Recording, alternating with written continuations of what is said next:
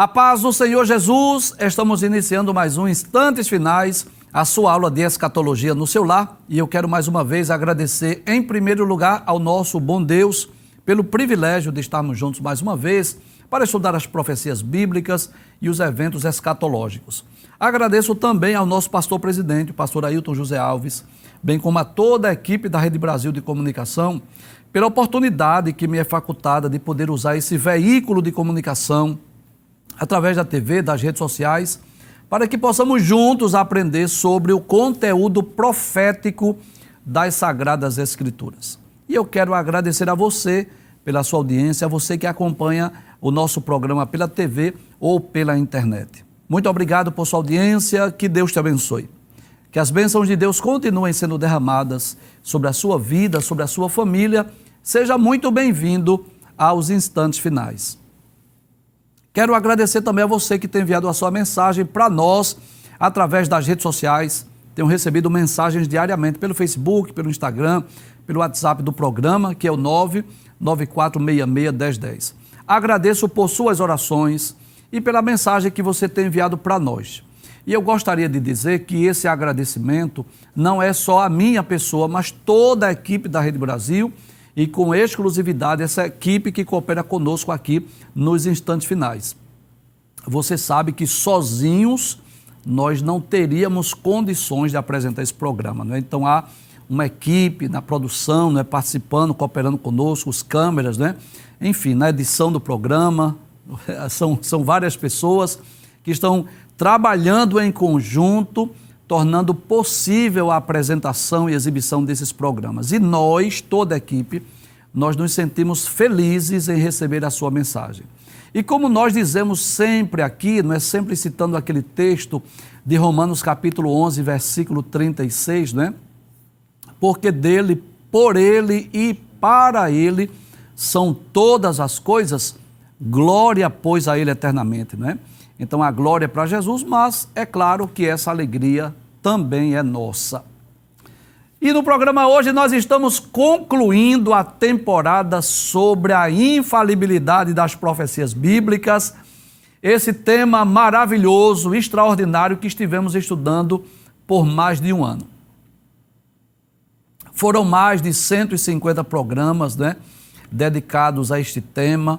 Estivemos por um pouco mais de um ano demonstrando aqui que as profecias bíblicas, elas não falham, elas são infalíveis. Aquilo que Deus falou no tempo determinado, ela se cumpre, né? E pela graça de Deus, nós podemos dar um passeio nas páginas da Bíblia. Estudamos as principais profecias, começando lá no livro de Gênesis, e hoje estamos concluindo com uma profecia lá do livro do Apocalipse, né? Estudamos, claro, a maioria das profecias que estudamos foram aquelas profecias que já se cumpriram no passado. E o desejo do meu coração é que o Espírito Santo de Deus tenha falado com você como falou comigo, né? Para mim foi uma bênção abordar esse tema. É claro, você sabe disso. Nós não estudamos os livros versículo por versículo, você sabe. Não era esse o objetivo dessa temporada. Também não estudamos todas as profecias, não.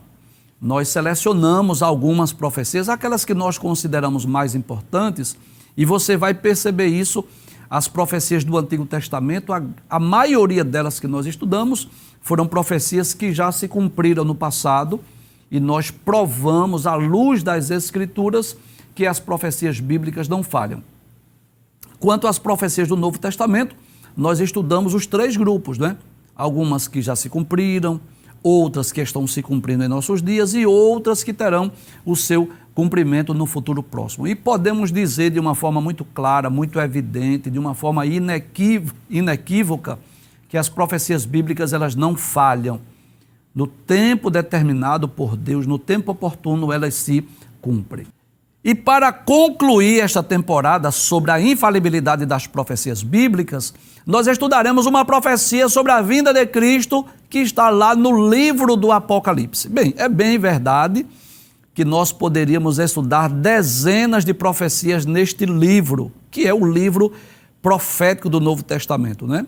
Mas como nós já tivemos a oportunidade de estudar o livro do Apocalipse, versículo por versículo, e inclusive eu quero lembrar, né, se você deseja rever ou assistir essa série, você vai lá no YouTube, no playlist, lá no canal Rede Brasil Oficial, que está à sua disposição. Comentamos todos os versículos do Apocalipse. Por isso, nós não vamos estudar muitas profecias, porque já fizemos isso em outra ocasião.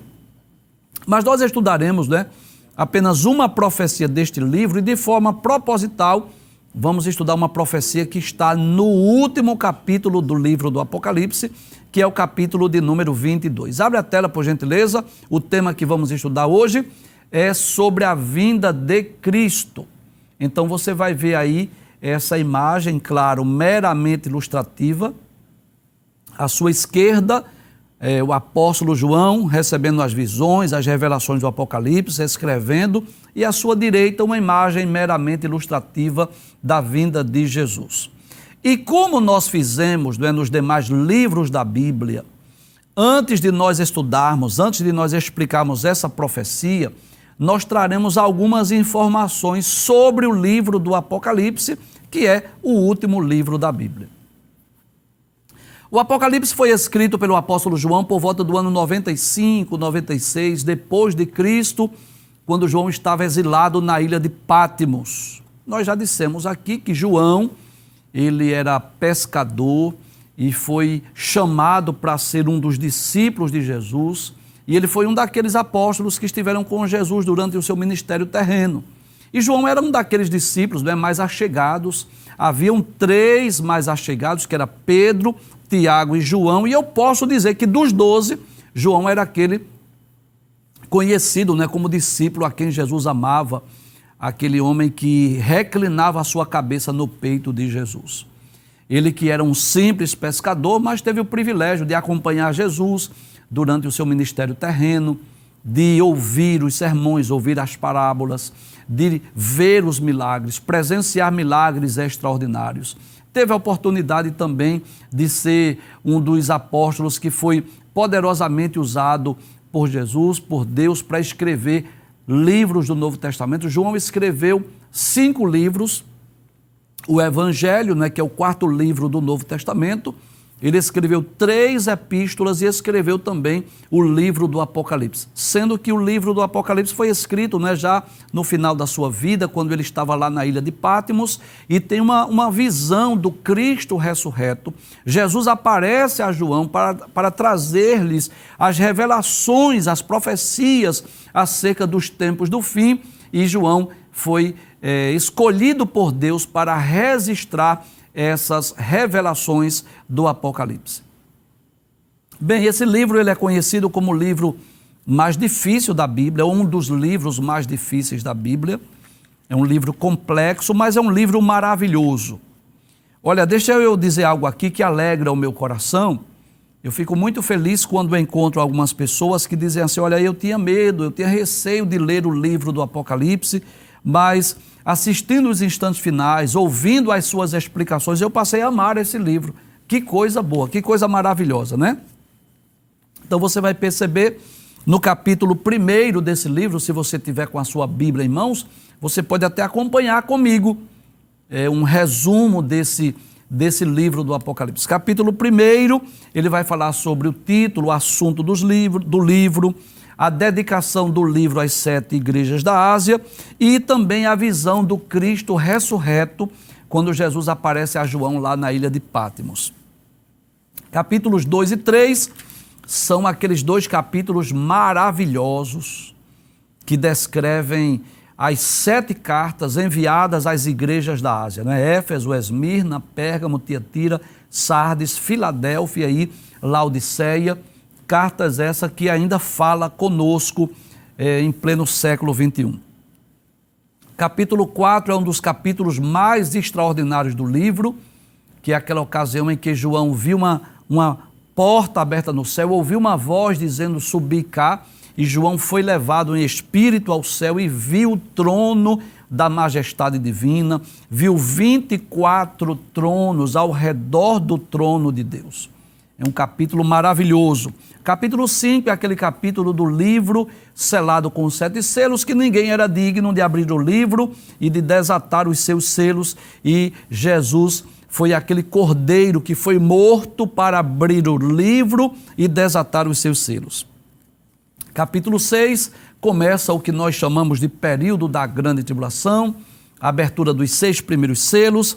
Capítulo de número 7 vai falar sobre os 144 mil judeus e os mártires da glória. Capítulo 8, abertura do 7º selo, bem como as 4 primeiras trombetas. Capítulo 9, a 5ª trombeta e a 6ª trombeta. Capítulo 10, a visão de um livro que é comido por João. Capítulo 11, as 2 testemunhas e a 7ª trombeta. Capítulo 12, aquele capítulo daquela mulher vestida de sol, lembra disso? Capítulo 13, as 2 bestas do Apocalipse, que vai falar sobre o anticristo e o falso profeta. Capítulo 14, o cordeiro e os remidos lá no Monte Sião. Capítulos 15 e 16 são as 7 taças do juízo de Deus que serão derramadas sobre a terra. Capítulo 17, a queda da Babilônia. Capítulo 18, a queda da Babilônia também. Capítulo de número 19 vai falar sobre a alegria e triunfo dos céus, a vinda de Cristo. Capítulo 20, o reino milenial, também a última revolta de Satanás e o juízo final. E finalmente os capítulos 21 e 22, que fala sobre o novo céu, a nova terra e a nova Jerusalém. Quero lembrar mais uma vez que se você deseja conhecer melhor este livro, você pode assistir esses programas dessa temporada que gravamos versículo por versículo, e com a ajuda de Deus, a graça do Espírito Santo, nós trouxemos a explicação de todo o livro, que traz, é claro, muitas mensagens e muitas profecias desse livro descrevem destruições, juízos, castigos de Deus que serão derramados sobre a terra no período sombrio da grande tribulação, mas não temos dúvida disso, que esse livro nos mostra o final da igreja, a trajetória final da igreja, quando a igreja estará na Nova Jerusalém, desfrutando, do novo céu, da nova terra, da nova Jerusalém, das benécias, das maravilhas que estão reservadas para os salvos no futuro. Então, quando lemos esse livro, uma dica para você não ter medo do Apocalipse, para você não ficar amedrontado, é você entender isso, que esse livro vai nos mostrar que a igreja, enquanto estiver aqui na terra, vai passar por provações, mas que no final de tudo, a trajetória da igreja será marcada pelo triunfo dos salvos do céu, morando com Deus lá na Nova Jerusalém. E que essas pragas, esses juízos, esses castigos serão derramados sobre os ímpios, sobre os pecadores, no período sombrio da grande tribulação. E como eu já dissemos, dentre tantas profecias que nós poderemos citar desse livro, nós gostaríamos de falar sobre a promessa da vinda de Jesus. Abre a tela principal mais uma vez, vamos falar sobre a vinda de Jesus, que é a maior esperança do crente. A maior esperança do salvo. E que coisa interessante. Traz a tela, por favor. No último capítulo do livro, nós vamos perceber que Jesus deixa bem claro que ele retornará, que ele virá mais uma vez para nos buscar. E não só isso, ele virá mais uma vez também para nos recompensar. E não só isso, ele diz também que nós devemos anelar por este dia, por esse momento, por essa ocasião em que Cristo virá nos buscar para nos levar para juntos de si. Nós já dissemos aqui diversas vezes, estudando as profecias bíblicas, que enquanto nós estivermos na terra, claro, nos sobrevirão os problemas, as adversidades, as aflições, as perseguições, mas sempre alimentamos essa esperança no nosso coração, que o nosso destino final é a Nova Jerusalém, que a trajetória da igreja, o final dessa jornada é exatamente habitar com Deus no céu por toda a eternidade. E nós devemos anelar, nós devemos desejar que esse dia chegue para que nós possamos desfrutar das benécias, das maravilhas, dos privilégios que os salvos desfrutarão no futuro. E é sobre isso que nós vamos estudar hoje, sobre essa promessa da vinda de Jesus, sobre essa necessidade de estarmos prontos, preparados para o retorno de Cristo e para um encontro com o Senhor Jesus. Pode passar a tela, por favor?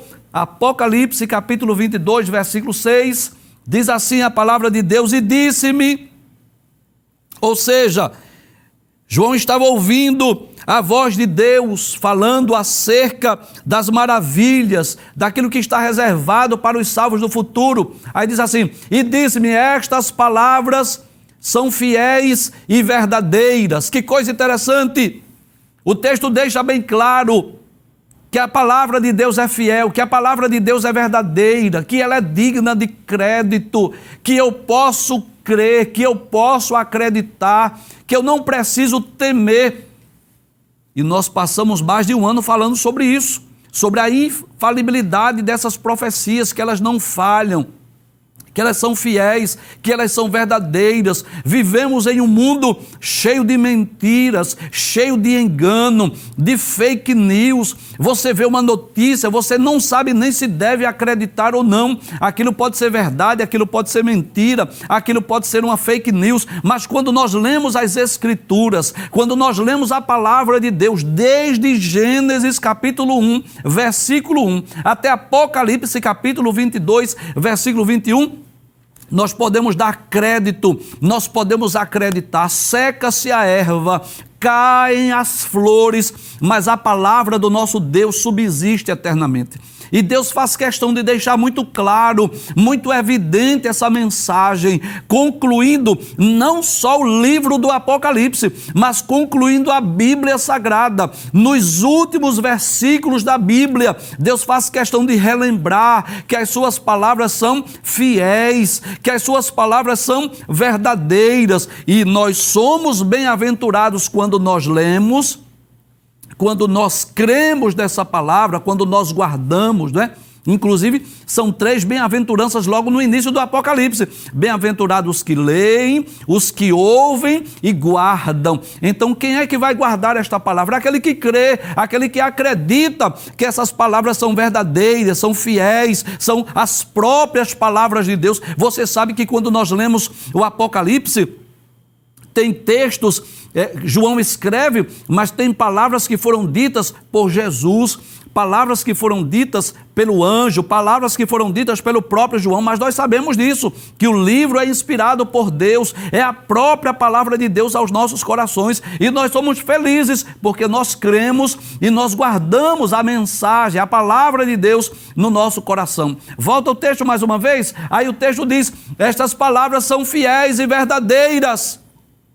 Você pode crer, você pode acreditar que a Bíblia é verdadeira, a Bíblia é a verdade. E o texto continua dizendo: o Senhor, o Deus dos santos profetas. Olha que coisa interessante.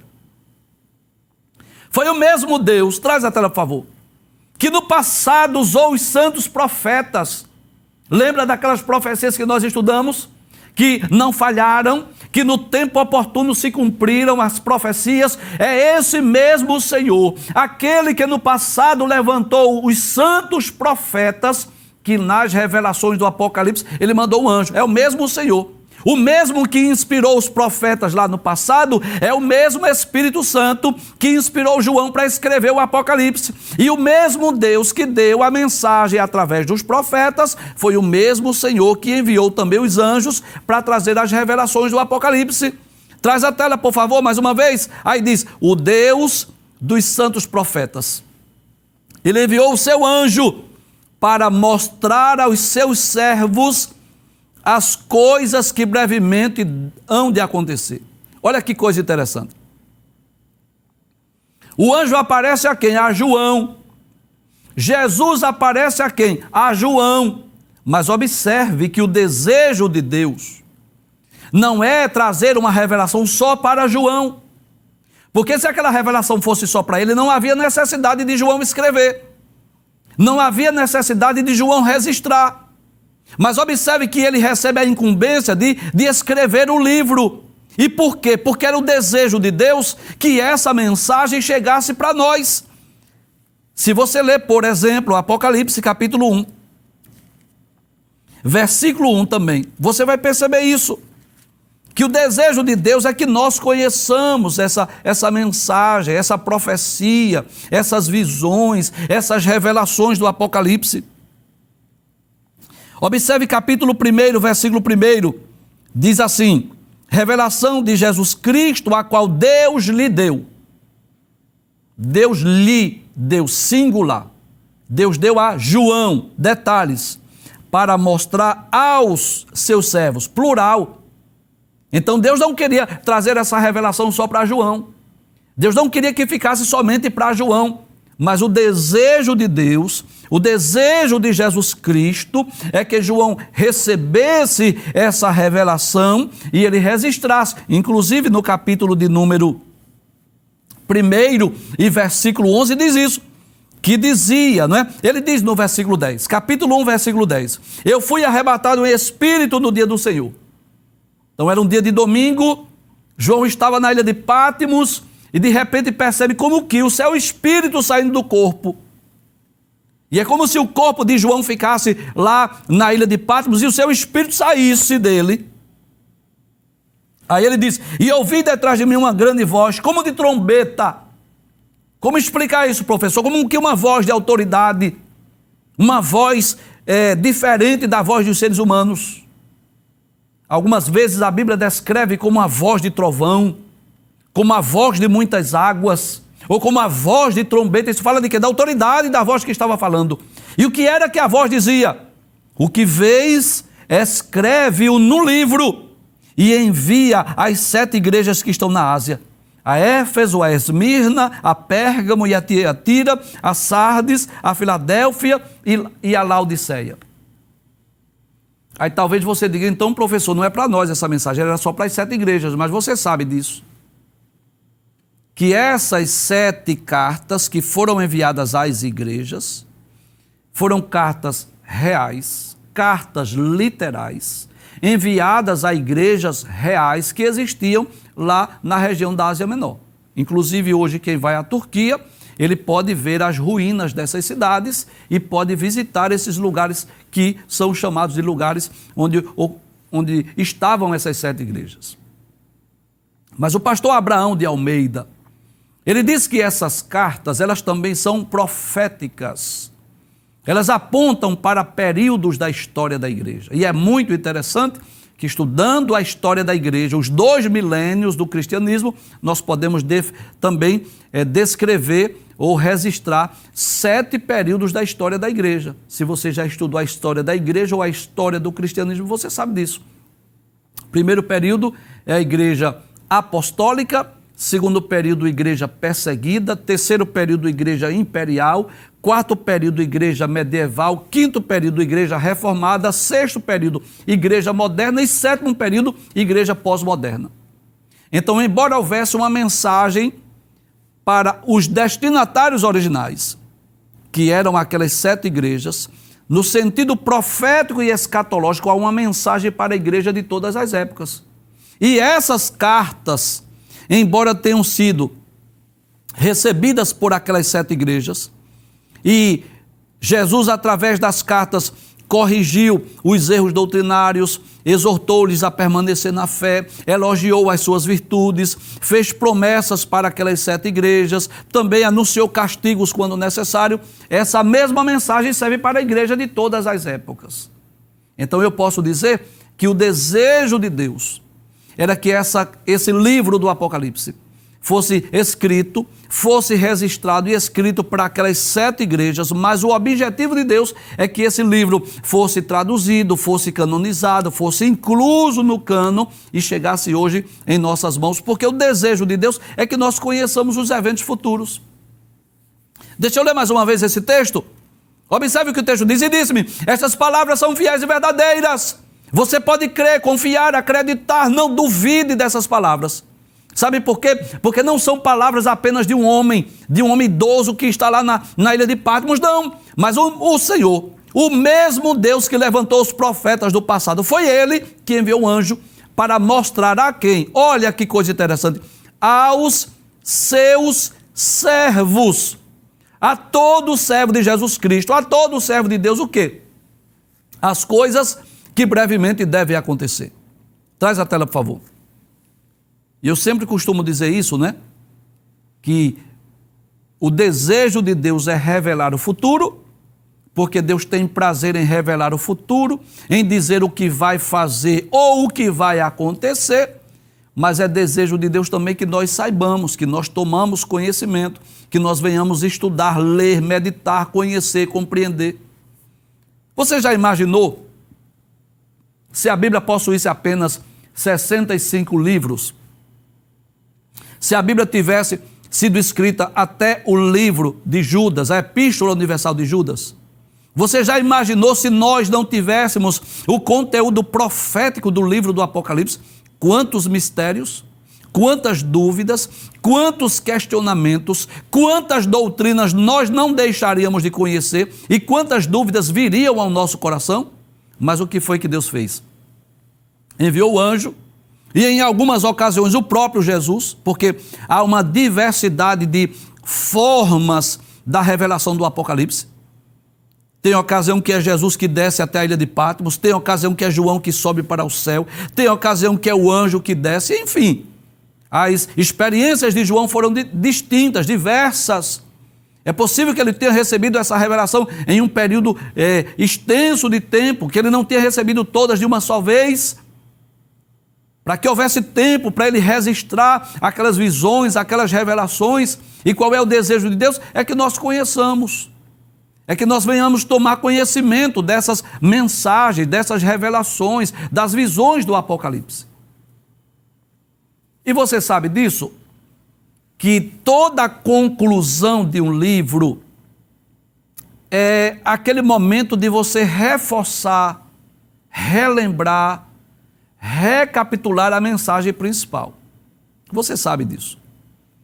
Que uma pregação, um estudo, uma obra, um livro, não pode concluir assim de uma forma abrupta, né? Repentina, não. É preciso no último capítulo você dar uma ênfase. O que é que você quer chamar a atenção? Quais foram as lições que foram aprendidas daquele livro que você quer destacar aqui? E é interessante que nesse último capítulo, nessas admoestações, nessa conclusão final, nós vamos ler 3 vezes, 3 ocasiões, Jesus falando sobre a brevidade da sua vinda. Vamos ver? Versículo de número 7. Pode passar o texto, por favor. Diz assim: eis que presto venho. Olha, Jesus aparece a João para dizer assim, olha, eis que presto venho. Em outra versão diz assim, eis que cedo venho, ou eis que breve venho. Deixa eu explicar aqui. Eu já disse aqui, mas pode ser que você não tenha assistido o programa e eu vou repetir. Professor, já faz 2 milênios que Jesus disse isso, ele não voltou ainda. Como explicar eis que breve venho, eis que cedo venho? É simples. O Espírito Santo sempre trabalhou no coração da igreja, dos salvos, alertando sobre a necessidade de estarmos prontos, de estarmos preparados, porque nós devemos estar de atalaia, de prontidão, tanto para o momento do arrebatamento ou para a morte. Você sabe disso.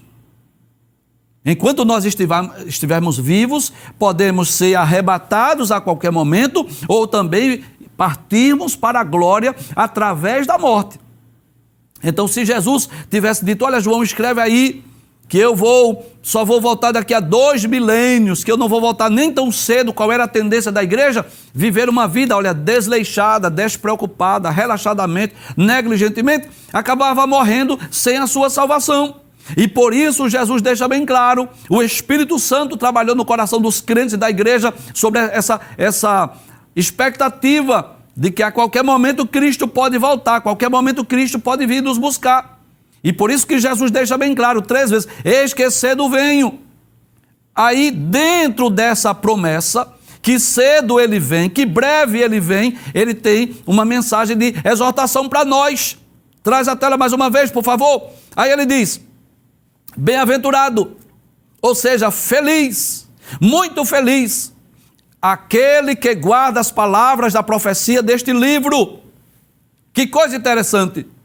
Você já percebeu que a felicidade do ponto de vista bíblico é diferente da felicidade do ponto de vista do mundo, do ponto de vista humano e secular? Você já percebeu isso? Por exemplo, do ponto de vista humano, vamos esquecer o espiritual agora. Vamos esquecer Bíblia, vamos esquecer o céu, salvação, vamos esquecer. Vamos pensar só do ponto de vista humano. O que é uma pessoa feliz? É uma pessoa que conseguiu se realizar profissionalmente, sentimentalmente, no que diz respeito aos estudos, né? Uma pessoa que tem saúde, tem dinheiro, tem bens.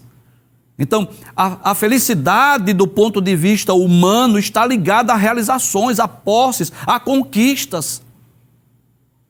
Observe que a felicidade do ponto de vista humano depende de a pessoa alcançar, conquistar, receber algumas coisas, se realizar em algumas áreas da vida.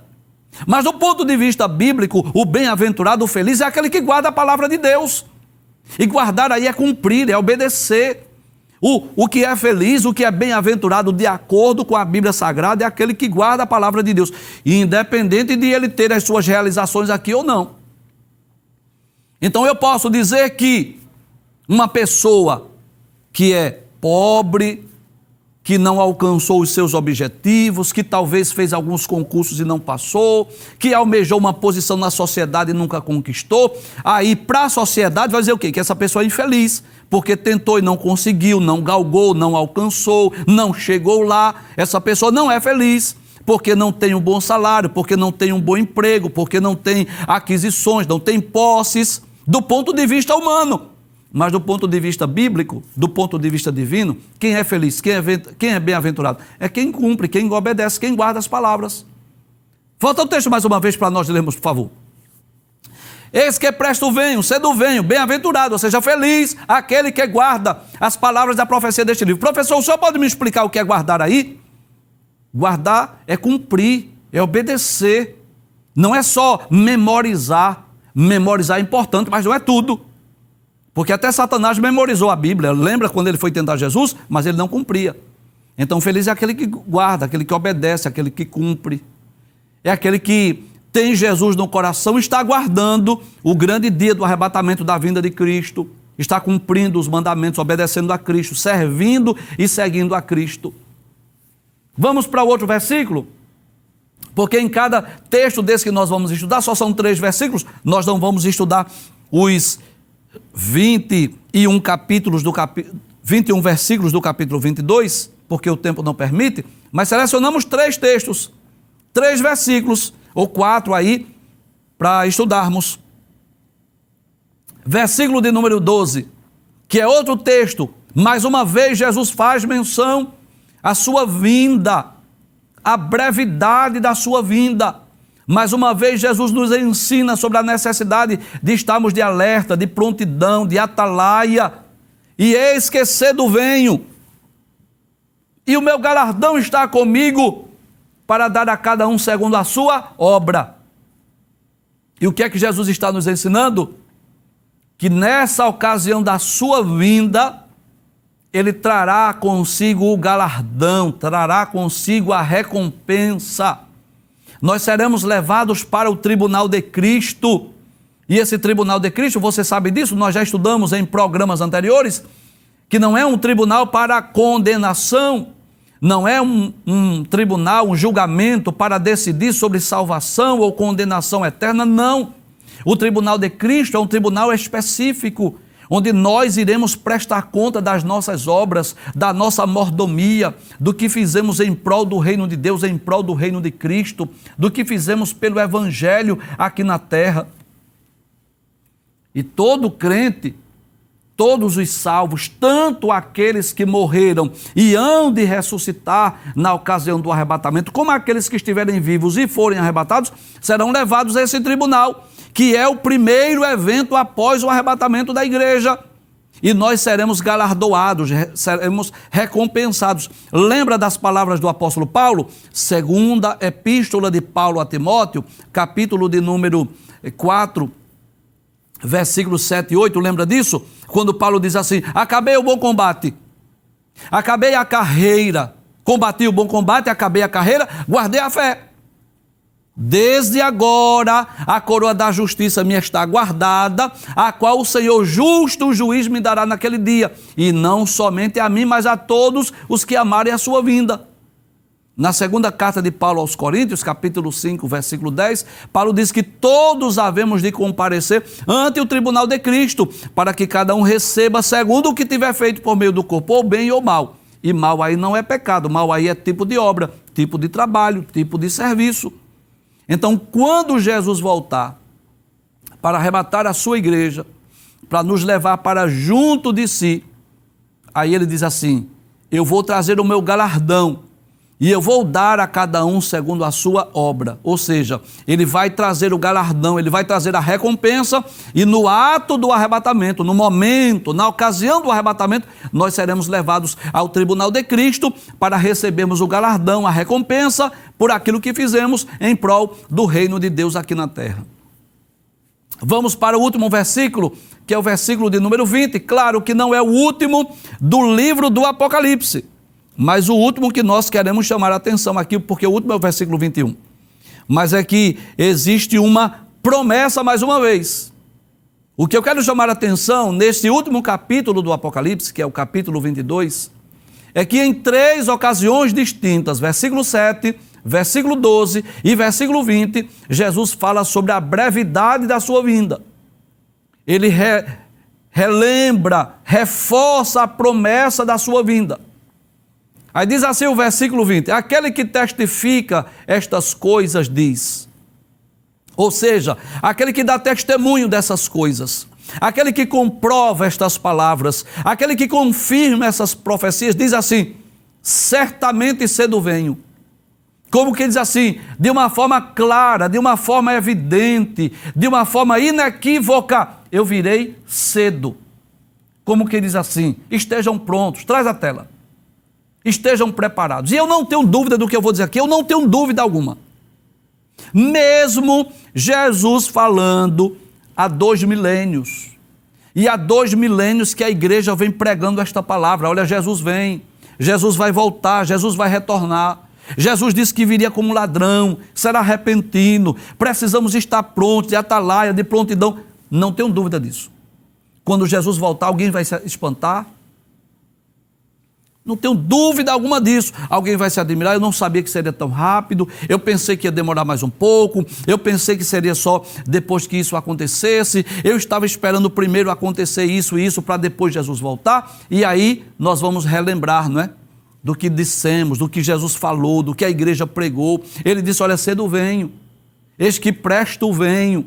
Aí ele diz assim: olha, certamente. Ele agora foi mais enfático. Abre o texto mais uma vez para você ver. Ele agora é mais enfático, diz assim: aquele que testifica essas coisas, aquele que dá testemunho dessas palavras, dessas revelações, dessas visões, ele diz assim: certamente, sem dúvida, cedo venho. Aí João diz assim: amém. Como que diz assim? Assim seja. Aí diz: ora vem, Senhor Jesus. E eu quero concluir essa temporada, traz a tela, por favor, repetindo essa palavra: ora vem, Senhor Jesus. Porque o anelo do noivo qual é? Casar-se, é unir-se à sua noiva. Não, concorda comigo?